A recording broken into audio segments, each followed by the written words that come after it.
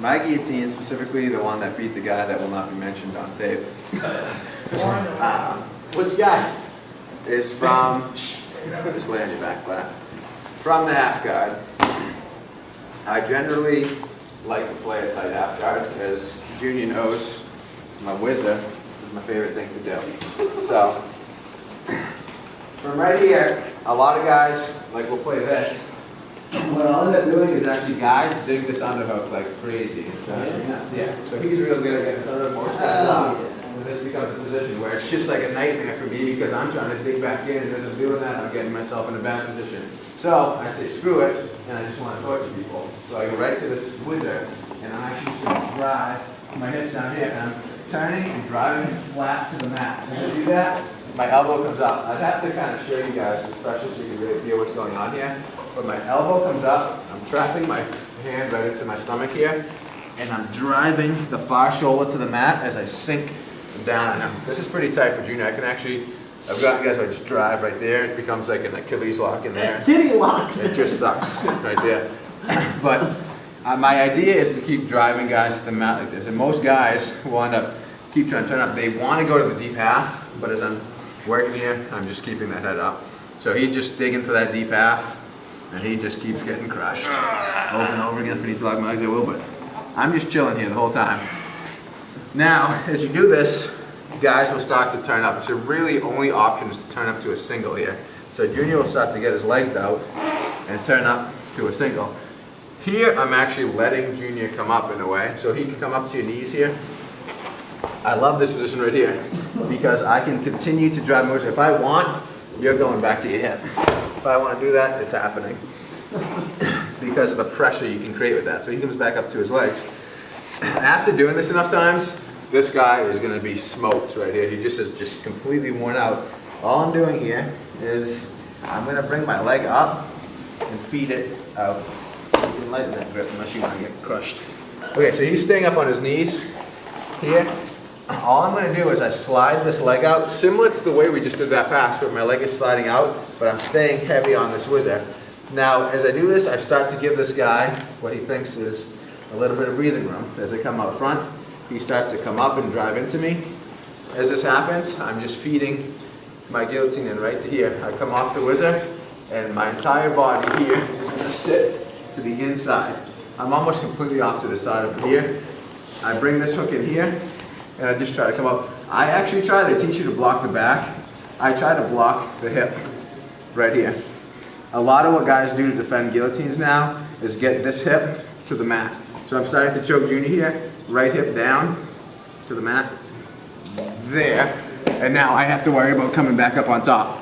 It sucks because it loosens everything up. So I think he's unconscious. No, fine. Come back up. Back up. Okay, so right here, I actually like to try to catch this hip on the far side. So as Junior tries to sit to that hip, I can stall him here and work that guillotine. Scorpion tail. So, back in here. That is a sound effect. Okay, so I'm on this whizzer right here, on the single leg here. He's basically got a single. I'm working this whizzer, and I'm just driving into him.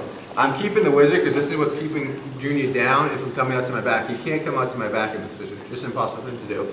I'm cutting the same way we're doing that pass because it gets my leg free. And now, almost all my weight is right on Junior. I'm immediately feeding this hand to the chin. Taking his chin with this. I dig it in, take my grip, and everything sits the opposite way, almost all the way out here. The knee goes right in the hip, and I try to block this hip. I'm at a different angle than I think most of you guys are used to. I'm all the way out to the side. My guillotine is on like this. The meat or the blade of my wrist is right on the side of his artery here, and I'm pulling here as I come down. The way this is going to have to be finished, right here, my shoulder is going to tuck forward over his head. I'm not as concerned about getting all the way there, but I need to beat the crown of his head, right here. If I'm under that, his head's going to pop out. But even here, if I shrug forward, it chokes him further. So I'm right here. This slight motion, I'm so loose, this, guys, that feels like he can pop right out of that. I'm just giving him a little shoulder to beat the crown. Now as he tries to pull out of it, makes it even tighter for him. This is what's important. This is so loose, he should get right out. And that's gonna finish him. It's not so loose. So just, we'll work on, don't worry about all that words and stuff, I just wanted to show you that. We're just gonna work from,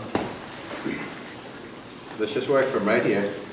I'm gonna start on his head, I take his chin, because the chin controls the body. If I move Junior's chin this way, his body has to go that way. If I move back this way, his body has to go that way.